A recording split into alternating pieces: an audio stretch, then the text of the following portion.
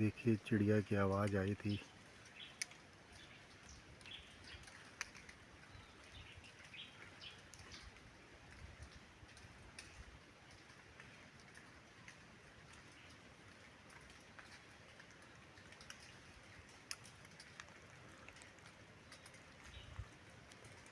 यही हैं वो फुर्सत के पल।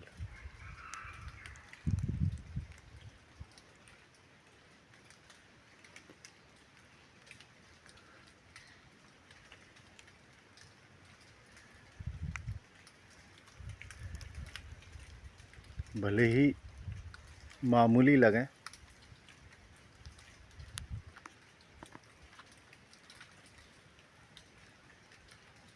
पर शायद आपको याद दिलाएं कि गमलों के फूलों को भी गुजरते हुए हम मिस कर जाते हैं।